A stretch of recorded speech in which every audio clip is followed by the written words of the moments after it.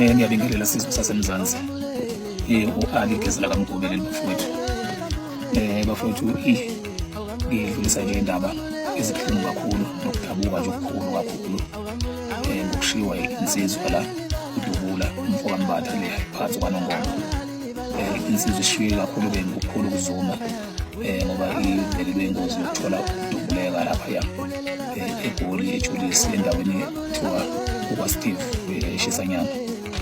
Yansizwa idubulekile nje ngendlebe eziningi kakhulu, yaphuthumiseka esibhedlela. Kwafika ukufa kwayo kwayenela kwayehlula ngoba ibilimele kakhulu. Ngidlulisa amazwi bafowethu induduzo kakhulukazi emndenini wayo enamba 10 ngithi Dudu alohlanga lungehlanga bafowethu, kubuhlungu ukuthina sonke silahlekelwe kakhulu ile yansizwa yaseMambatheni. Ngiphinde futhi ngithi Dudu bafowethu kubalandeli bomculo kaMaskandi ngoba le yansizwa besiyazi kakhulu kubalandeli bakaMaskandi. Sithi Dudu bafowethu kubo bonke abantu abayaziyo, bese ngicela bafowethu ukuthi bafowethu ake sizameni ukushintsha indlela esenza ngayo nendlela esiyiphatha ngayo kakhulukazi kwi-social media. Angisho ukuthi mhlambe senginolwazi yini ukuthi mhlambe lensizwa isishiya ngokuzuma okungaka nje, mhlambe kungenxa yayo i-social media, kodwa nje ngiyafisa abafowethu ukuthi ke sithi ukunciphisa mhlambe lapha ku-social media sithi ukwehlisa izinga kakhulukazi lokuatheka abanye abantu ezintweni abazenzayo mhlambe ezibaphilisayo.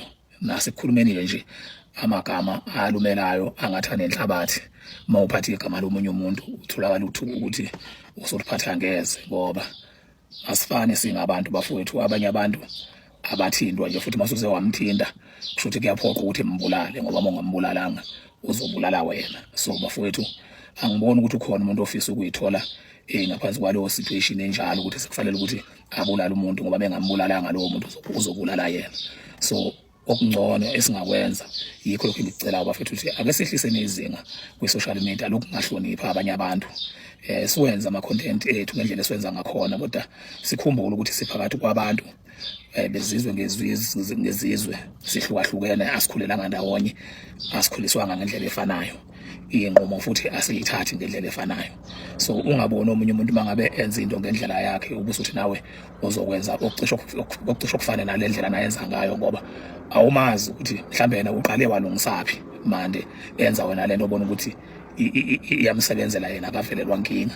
So ukubukela kakhulu kwabanye abantu mhlambe mawubona omunye umuntu mhlambe ekhuluma ulimo nenhlabathi kwi-social media ubusuthi nawe uzolikhuluma, kungenzeka wena mhlambe kukudalela inkinga, ngoba awazi lowo muntu mhlambe olikhulumayo ukuthi yena kukuphi mhlambe le eqale walungisa khona. Bakhona yena abantu abaqale waxhumana nabo mhlambe bamnika imvumo ukuthi hayi engakhuluma ngale ndlela akhuluma ngayo, meyekhuluma ngamagama abo ngeke uze wazi. So nje bafowethu ngiyacela kakhulu ukuthi i-social media siyihlonipheni bafowethu, futhi sikhumbule ukuthi mangabe usulimele waze wavelelwa ingozi yokuhamba emhlabeni, lapho awuzilimalele wena, usulimalela abakuthandayo, ulimalela umndeni wakho, wenza izingane zakhe izindandane, uhlukumeza abantu abakukhonzile, ubazwisa ubuhlungu. So bafowethu ngiyacela kakhulu ukuthi i-social media siyihloniphe. Ngiyabonga kakhulu bafowethu. Kwaphela izilonda kwizinga lokusebenza. No bhaka no bhaka, namanje ngiyaphika. No bhaka, musukuhlanganisa indaba. Wena uhlanganisa indaba, ngibonile nje nevideo kaMiyeza. Wena hlukana nokubhadara uMiyeza, hlukana nokubhadara uMiyeza. Mawuyinyanga awuzethembe ngomuthi wakho nje kuphela. Hlukana noMiyeza, ukubhadara uMiyeza.